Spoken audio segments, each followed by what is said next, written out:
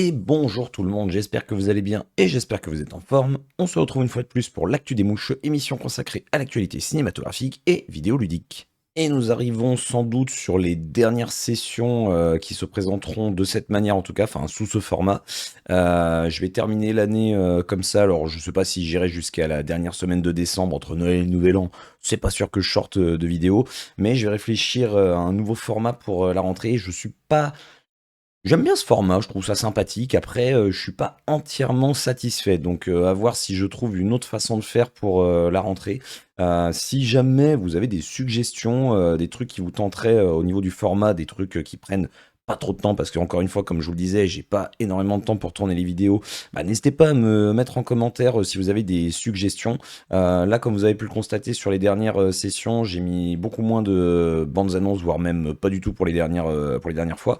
Et j'ai un petit peu moins détaillé. Alors bizarrement, j'ai parlé de moins de jeux et de moins de films en détail, mais je parlais plus longtemps sur le contenu. Alors certainement que ça dépend encore une fois des films et des jeux qui sont proposés. Je sais que la dernière session de l'actu des mouches, j'avais beaucoup de choses à dire sur les films. Donc voilà, si jamais vous avez des petites remarques, bah, n'hésitez pas à me les faire en commentaire. Puis s'il faut, bah, il y aura rien du tout à la rentrée, ce qui serait dommage, mais bon, j'ai envie de dire, j'ai déjà fait quelques vidéos plus axées justement jeux vidéo pour parler d'un jeu en particulier pendant quelques mois et après j'ai laissé la chaîne en plan pendant un an. Bon, je vais essayer de ne pas laisser la chaîne en plan à la rentrée, mais voilà, peut-être que j'aurais pas trouvé de nouveautés d'ici là. Dans tous les cas, ce sera la surprise, on verra bien. Tout ce que je peux vous dire, c'est qu'il y aura quand même la vidéo des tops et des flops films euh, vus cette année, enfin qui sont sortis en tout cas cette année. Ça, par contre, c'est une certitude. Et je verrai si je le fais en live ou si je fais une vidéo spécifique pour ça, un récap de ce qui sort, de ce qui sortira l'année prochaine, aussi bien au cinéma que côté jeux vidéo. Nous commençons cette session avec les sorties ciné et la sortie du nouveau film de Robert Zemeckis. J'ai l'impression que ça fait un moment qu'il n'a pas sorti de film. Je suis pas allé vérifier, mais en tout cas, enfin, ça fait un moment que j'avais pas entendu son nom. Et le film en question s'intitule Here, les plus belles années de notre vie. Et en fait, après vérification, son dernier film remonte à 2022, mais c'était l'adaptation de Pinocchio version Walt Disney. Et les quelques films qu'il a fait juste avant, j'ai pas l'impression que c'était des gros films. Le vrai gros film, on va dire, remonte à 2012, je crois, ouais, c'était ça. Et c'était Flight. Après, il a fait d'autres trucs. Il a fait The Walk, Rêver plus haut, Allié, Bienvenue à Marwen et Sacrée sorcière. Pour en revenir au pchit du film, toute l'équipe de Forrest Gump revient au cinéma et vous transporte dans un voyage unique à travers le temps. L'histoire de famille dont les peines, les joies et les moments de doute se font écho à travers les générations. Il s'agit d'un film que j'attends plutôt pas mal beaucoup, j'ai envie de dire. Je ne le savais pas, mais c'est une adaptation d'un roman graphique qui a été réalisé par Richard McGuire. Et en fait, il a fait un roman graphique justement. À la base, il partait sur une dizaine de planches en fait pour montrer un seul lieu, une seule pièce, mais à des époques différentes. Et finalement, au fil de la réalisation de son bouquin, il est allé jusqu'à 300 pages. Donc finalement, ça s'étale sur une longue période. Ça s'étale enfin depuis la préhistoire jusqu'aux années 22 000, je ne sais plus combien. J'avais vu ça sur Internet. Donc très curieux de voir ce qu'ils en ont fait dans le film. Je suis curieux de voir comment vont être traitées les transitions, parce qu'on voit dans la bande-annonce justement bah, qu'il y a toute la période où la maison en question, la pièce où c'est tourné, n'existait pas. Donc il y avait la végétation, on voit un court instant la période où la maison a été construite, en tout cas la pièce dans laquelle va être tourné le reste. Après, je pense que ça va être beaucoup tourné autour des personnages justement de Tom Hanks et Robin Wright, mais je pense que, enfin, en tout cas, ça me donne envie. Ça a l'air assez poétique, ça a l'air. Je pense que c'est un film qui peut véhiculer pas mal d'émotions. Et le concept est très original. C'est un huis clos où il a l'air quand même de se passer des choses. Enfin, j'ai l'impression que ça va être un film sur la vie, quoi, tout simplement, c'est ça. Enfin, l'évolution du temps. Enfin, voilà. Puis à côté de ça, je trouve que les quelques effets visuels sont pas mal faits. Alors, tout ce qui est préhistoire, tout ça, bon, dans la bande-annonce, j'ai trouvé ça un petit peu moyen, mais par contre, le rajeunissement des différents personnages, bah, Tom Hanks et Robin Wright notamment, je trouve que c'est vachement bien fait. Alors, à voir sur grand écran, parce que là, je l'ai regardé sur la petite vidéo YouTube, donc forcément, c'est plus facile de masquer, on va dire, les effets là-dessus, mais ça a l'air quand même pas mal fait. Donc, très curieux de voir ce film. Deuxième et déjà dernière sortie de la semaine au cinéma, oui, j'ai retenu que 2 films. Je vais vous parler de 2-3 autres films, juste après, mais c'est vraiment les 2 seuls qui me tentent, moi. Il s'agit du film The Substance avec Margaret Qualley et Demi Moore. Alors, le pchit est un petit peu particulier, ça ressemble un petit peu à une notice. Avez-vous déjà rêvé d'une meilleure version de vous-même? Vous devriez essayer ce produit, The Substance. Il a changé ma vie, il permet de générer une autre version de vous-même, de moi-même j'aurais plutôt dit, bref, plus jeune, plus belle, plus parfaite. Respectez les instructions. Vous activez une seule fois, ça fait un peu les Gremlins, vous avez quelques règles à respecter. Vous activez donc une seule fois, vous stabilisez chaque jour et vous permutez tous les 7 jours sans exception. Il suffit de partager le temps, c'est si simple, qu'est-ce qui pourrait mal tourner? Bon, et forcément, après avoir vu la bande-annonce, bah, on pouvait s'en douter, et puis même, j'ai envie de dire, il n'y avait même pas besoin de voir la bande-annonce pour ça. Il y a une des règles qui ne va pas être respectée. Je crois d'ailleurs que c'est le fait qu'elle ait mis plusieurs doses dans une seule journée. En gros, on voit que Demi-Moore s'injecte un produit, enfin, on lui dit, bon, bah, passé 50 ans, on s'en fout un petit peu des gens, machin, machin. Donc, elle essaie de trouver un remède à ça, et elle se dit, tiens, je vais essayer de rajeunir. J'ai pas trop compris le délire en soi. Enfin, au début, je pensais que c'était un truc qui la faisait rajeunir. Mais je sais pas si c'est, enfin, il y a l'air d'avoir un côté un petit peu science-fiction, mais je suis pas sûr du tout de ce que je dis, où, elle se voit d'une certaine façon, les gens la voient de la façon dont elle se voit, mais en fait, c'est toujours son enveloppe, d'elle, en plus âgée. Mais c'est l'impression que ça me donne. La bande-annonce, justement, elle laisse pas mal, planer le doute, là-dessus et justement, ça a l'air assez intriguant. Alors ça a l'air mais complètement barré, il a l'air de se passer plein de choses, ça a l'air de partir dans tous les sens. Je sais pas quoi en dire. Ça a l'air complètement fou comme film. Alors, sachant que c'est marqué drame, épouvante, horreur. Et en plus de ça, c'est interdit aux moins de 12 ans. Donc, je pense que le côté. On voit clairement que ça va jouer sur le côté psychologique des personnages. Donc, je pense que, ouais, il va se passer plein de choses. Je pense que ça va être un petit peu glauque dans le déroulé. Et j'ai envie de dire, on le voit même dans la bande-annonce. Il y a quelques plans qui sont assez intéressants. Il y a un moment, on voit l'iris de l'œil qui commence à se décupler. C'est très, enfin, c'est très subliminal. C'est une demi-seconde à l'écran. Elle a l'air de partir dans des tripes complètement what the fuck. Il y a quelques plans assez intéressants également avec des longs couloirs de différentes couleurs. Enfin ouais, vraiment très intriguant. J'avais pas entendu parler de ce film avant là justement de tourner la vidéo. Et bah, je vous le dis, j'irai le voir également celui-ci. Et ce sera tout pour les sorties cinématographiques. Alors comme je vous le disais, je vais revenir rapidement sur quelques films. On a également ce mercredi 6 novembre la sortie du film Louise Violet, dont je n'ai pas entendu parler du tout, avec Alexandra Lamy, Grégory Gadebois et Jérôme Kircher. 1889, envoyée dans un village de la campagne française, l'institutrice Louise Violet doit y imposer l'école de la République, donc gratuite, obligatoire et laïque, une mission qui ne la rend populaire ni auprès des enfants, ni auprès des parents. On a également un autre film français qui s'intitule Trois amis avec encore une fois Camille Cotin. Je vous l'ai dit récemment, on la voit tout le temps. Limite, elle sort un film tous les mois. Enfin, elle apparaît dans un film chaque mois. Et on a également donc Sarah Forestier et India Air qui jouent avec elle dans le film.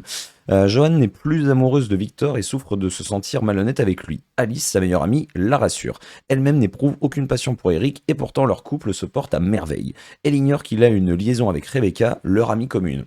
T'as l'air sympa ce petit... c'est même pas un triangle, c'est plus que ça le petit triangle amoureux là. Quand Joanne décide finalement de quitter Victor et que celui-ci disparaît, la vie des trois amis et leurs histoires s'en trouvent bouleversées. Et j'imagine que c'est un comédie dramatique, romance. Donc finalement, je m'attendais à un drame, finalement ça a l'air plus rigolo que ce que laisse supposer le pchit. Et nous avons également un autre film français qui, il me semble, oui voilà c'est bien ce que j'avais cru voir, c'est une comédie, qui s'intitule donc À toute allure avec Pio Marmaille. Elle est officier de sous-marin tactique, il est steward.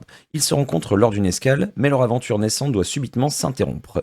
Et le voilà qui s'accroche, qui la suit, qui la colle, comme si on avait le temps d'être amoureuse à bord d'un bâtiment militaire. Reste que l'océan Pacifique n'est pas assez grand pour le décourager, l'océan Arctique non plus d'ailleurs, le monde est si petit quand on s'aime d'un si grand amour. Bon, de ce que je lis avec ce pchit, ils auraient quand même pu mettre comédie romantique, ça sent clairement le je t'aime moi non plus, enfin le couple qui va se courir après pendant tout le film, et puis à la fin, certainement que ça se terminera bien, en tout cas je serais étonné du contraire. Et j'en ai également parlé la semaine dernière, donc je reviens rapidement dessus également ici. Vous avez, si vous le souhaitez, le concert de Mylène Farmer qui s'intitule donc Nevermore, le film, qui est diffusé en exclusivité au cinéma pour une soirée unique. ludique. Le concert événement de Mylène Farmer offre sur grand écran une expérience immersive, saisissante au cœur d'un spectacle monumental et comme je le disais, ça va faire du bien de ne plus voir cette bande-annonce, mais j'ai l'impression que les concerts au cinéma, c'est de plus en plus répandu, donc je serais pas étonné que finalement on ait plein de concerts sur grand écran. Alors je sais que ça existe depuis quelques temps, mais j'ai vraiment l'impression qu'il y en a de plus en plus. J'ai l'impression que tous les mois, il y en a au moins un ou deux dans le mois, grand minimum. Donc voir comment ça va évoluer ce genre de spectacle au cinéma justement. Et nous en avons donc terminé avec les sorties cinématographiques. Nous allons passer désormais à l'actualité vidéoludique. Première sortie, il s'agit d'un jeu qui sort ce mardi 5 novembre sur toutes les plateformes et ça s'intitule Metal Slug Tactics. Et oui, incroyable, un Metal Slug qui va être un RPG tactique et non pas un run and gun comme il pouvait l'être habituellement. Avec des composantes également donc de roguelike, pardon, délaissant la traditionnelle dimension run and gun justement de la célèbre licence de SNK, parce que Metal Slug normalement c'est à défilement horizontal, t'avances, tu bourrines, il n'y a pas de réelle subtilité dans le gameplay. Alors les aficionados diront que mais si, tu peux tirer à distance avec les flingues, tu peux lancer des grenades, tu peux mettre des coups de couteau au corps à corps, c'est vrai, mais en soi... C'est un peu du bourrinage, t'as quelques passages effectivement un peu tactiques, mais dans tous les cas, voilà, je ne crache pas du tout sur le manque de subtilité, c'est justement très fun à jouer, je trouve. J'avais fait le Metal Slug X il y a longtemps de cela sur PS1, et je m'étais bien amusé dessus. Et donc ce titre invite le joueur ou la joueuse à combattre divers ennemis en composant votre propre équipe, tout en agissant intelligemment sur le champ de bataille. C'est un RPG tactique, donc logique, va falloir raisonner de manière intelligente. Pour cela, plusieurs mécaniques seront à notre disposition, comme celle de nous permettre de lancer des offensives simultanées ou des raids aériens. Eh ben écoutez, j'ai envie de dire plutôt intriguant, à voir qu'est-ce que ça peut donner. Je vais juste regarder là quelques images pour voir un petit peu les graphismes, ce que ça peut donner. Eh ben écoutez, ça reste totalement dans l'esprit des Metal Slug visuellement, et après oui, comme j'ai pu le constater, c'est 100% du RPG tactique, donc... j'ai envie de dire, ceux qui aiment Metal Slug iront certainement dessus. Après, je ne sais pas en quoi ça va être innovant pour ceux qui ne sont pas des aficionados justement de la série, mais j'ai envie de dire, n'hésitez pas à vous laisser tenter si vous le souhaitez. Sortie suivante, cette fois-ci, ça sort le mercredi 6 novembre sur PC, PS5 et sur Xbox Series, donc plutôt sur les consoles très très récentes. Il s'agit du jeu Planet Coaster 2. Bon, Planet Coaster, je pense que tout le monde connaît plus ou moins de nom. J'y ai jamais joué, mais je sais que c'est un jeu de simulation, de gestion de parc d'attractions. Moi, j'ai surtout joué à Theme Park World quand j'étais plus jeune. J'ai jamais joué au Planet Coaster. Je pense que je testerai un jour parce que ça a l'air quand même plutôt pas mal. Enfin, il y a l'air d'avoir pas mal de possibilités, ce qui est complètement logique en soi. Dans ce jeu, les joueurs et les joueuses, vu qu'ils se sentent obligés toujours de le préciser, construisent et gèrent leur propre parc d'attractions, comme ce que je vous disais, concevant des montagnes russes personnalisées, organisant des attractions et des stands, et gérant les finances et la satisfaction des visiteurs. Donc c'est ça, c'est de la gestion de parc d'attractions. Le jeu propose des outils de construction avancés pour créer des parcs détaillés, ainsi que des systèmes de gestion et d'économie améliorés pour offrir une expérience de gestion plus profonde encore que l'opus précédent. Les joueurs et les joueuses peuvent également partager leur création avec la communauté et explorer des parcs conçus par d'autres joueurs. Et je pense que ça va être le point qui devrait faire la différence. Je sais pas s'il y avait ça dans le premier Planet Coaster. J'ai pas le souvenir en tout cas, mais ça peut être cool effectivement, je pense, d'aller dans les parcs d'attractions qui ont été conçus par les autres joueurs. Pourquoi pas même s'en inspirer, se dire ah tiens ça c'est pas mal effectivement, j'ai pas fait comme ça, moi je devrais le faire. Donc et ça peut même être très cool, je pense, si je sais pas comment ils vont le gérer dans le jeu, mais si genre, je sais pas, t'as 50 joueurs en même temps qui sont aux quatre coins de la planète, mais qui viennent dans un seul parc d'attractions. Enfin, c'est pouvoir partager, pourquoi pas même les attractions avec d'autres. En vrai, ouais, ce sera à voir à la sortie, mais tu rajoutes à ça un système de chat où les gens donnent leur avis sur telle ou telle attraction, tel ou tel parc. Ouais, franchement, il y a un truc à creuser avec ça. Et si justement c'est ce que le jeu va proposer, bah j'ai envie de dire gros gros jeu en vue. Sortie suivante, cette fois-ci nous arrivons au jeudi 7 novembre avec la sortie uniquement sur Switch du jeu Mario et Luigi, l'épopée fraternelle. Il s'agit d'un jeu d'action et d'aventure incluant les mécaniques issues des RPG. Premier opus inédit de la licence à sortir depuis 2015, il nous emmène dans un voyage maritime à travers le monde vaste et varié de Connexia aux côtés des deux frères plombiers. L'occasion de croiser la route d'anciens et nouveaux alliés à l'image de Peach, Amperia, je ne sais pas qui c'est, ou encore Couchombe. Je savais pas que ça faisait si longtemps qu'ils n'avaient pas sorti de Mario et Luigi. Il y en a plusieurs qui sont sortis uniquement sur DS. Enfin, ça a toujours été uniquement sur les consoles portables. J'en ai un ou deux, je ne sais plus. J'y ai pas touché, mais Ça a l'air très sympathique, enfin, ça change des Mario qu'on voit habituellement parce que, justement, en plus du côté aventure, exploration, il y a tout un côté comme, justement, je viens de le lire, RPG dans les combats. Visuellement, ça a l'air, très, très, très sympa. En plus, c'est une aventure inédite, c'est pas un portage comme Nintendo peut le faire habituellement. Après, je reviendrai, rapidement dessus, en fin de vidéo, mais, je suis très content qu'ils aient fait un portage là qui a été annoncé, très, très, très récemment. Mais voilà, ce Mario et Luigi me semble, eh beh, plutôt prometteur, j'ai envie de dire. Sortie suivante, ça sort le même jour, cette fois-ci sur PC, PS5 et Xbox Series, donc c'est bien comme ça, ce jour-là, il y aura une exclusivité Nintendo et une exclusivité sur les autres plateformes. Il s'agit du jeu Les Fourmis. C'est un jeu d'aventure et de stratégie en temps réel, en 3D et en vue à la troisième personne, conçu pardon, sous Unreal Engine 5. Donc effectivement, j'avais vu quelques images, le jeu a l'air assez beau. Et proposant une narration axée sur le rythme des saisons, cette adaptation du célèbre roman du même nom de Bernard Werber invite les joueurs et les joueuses à incarner... Incarner quoi? 103 683 une fourmi souhaitant assurer la survie et la prospérité de sa colonie au sein de la forêt de Fontainebleau. Alors je ne sais pas du tout si c'est une référence au livre de Bernard Werber justement, mais une fourmi qui s'appelle 103 683 c'est assez bizarre comme nom. Dans tous les cas, c'est un jeu que j'attendais, ça fait un petit moment que j'avais entendu parler moi de ce jeu, et je trouvais ça assez intriguant, le fait de contrôler des fourmis. Ça change de ce qu'on voit habituellement et ça, je trouve que le côté stratégie en temps réel, ça se prête parfaitement à un jeu comme ça. Donc écoutez, bah, j'ai envie de vous dire, n'hésitez pas à regarder les différentes images, les différentes bandes annonces qui ont pu, enfin qui peuvent être disponibles sur ce jeu. Moi en tout cas, alors je dis pas que j'y jouerai dès sa sortie, mais c'est un jeu que je testerai dès que j'en aurai l'occasion. Avant-dernière sortie de la semaine, cette fois-ci nous sommes le vendredi 8 novembre et ça sort sur PC, PS4, PS5 et Xbox Series. Le jeu s'intitule Slitterhead. Il s'agit d'un jeu d'action et d'aventure horrifique développé par le studio qui a fait notamment donc Silent Hill, Forbidden Siren et Gravity Rush pour ne citer que cela. Dans ce titre très mystérieux, le joueur ou la joueuse, forcément, incarne Ioki, une entité dépourvue de mémoire et d'enveloppe physique chargée de terrasser les Slitterheads, des monstres se dissimulant au cœur de la ville de Kowloon sous la forme d'humains banaux. Je sais pas pourquoi ils se sont sentis obligés de préciser le terme banal, parce que si tu parles d'humains, bah c'est des humains et puis c'est tout. J'ai regardé la bande-annonce, ça a l'air assez sympa. Les animations, par contre, elles ont l'air comment dire, rigides. J'ai pas l'impression que c'est le point fort, l'animation, la technique du jeu. Par contre, visuellement, c'est plutôt cool. Et le fait de contrôler un esprit, de ce que j'ai vu en gros, on peut interagir avec n'importe quel personnage. Enfin, tu te balades dans la rue, enfin, t'as un esprit qui se balade en ville. Tu veux prendre possession de quelqu'un, pouf, tu vas directement. Une fois que tu es dans le corps de quelqu'un, tu peux prendre possession de quelqu'un d'autre. Et alors, je ne sais pas si c'est en fonction de la personne dont tu as pris possession, mais tu peux lui donner des pouvoirs en fait. On voit dans les trailers certains personnages qui vont avoir des griffes énormes qui vont pousser, qui vont permettre justement de se battre face aux ennemis, face aux monstres.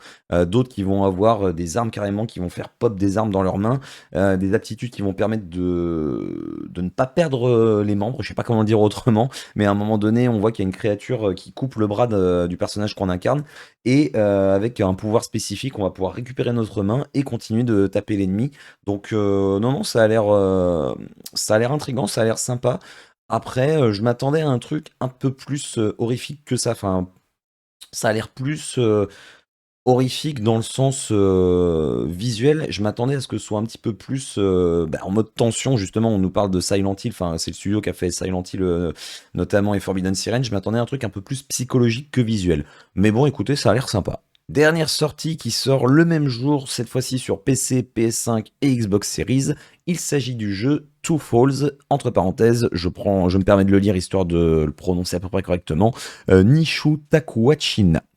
Il s'agit d'un jeu donc d'aventure où l'intrigue se déroule dans les forêts canadiennes lors du XVIIe siècle et ça suit deux protagonistes. D'un côté, nous avons une Française du nom de Jeanne qui se retrouve perdue dans la nature, accompagnée de son chien, et de l'autre, nous avons Maikan, un chasseur du peuple Innu. Chacun va avoir son propre point de vue sur les événements et va pouvoir les façonner selon ses choix. Eh bien écoutez, après avoir vu quelques images, je suis assez étonné, je m'attendais pas du tout à ça. Enfin, ça a l'air assez oppressant comme jeu. C'est un jeu en vue FPS, déjà je m'attendais pas à ce que ce soit un FPS.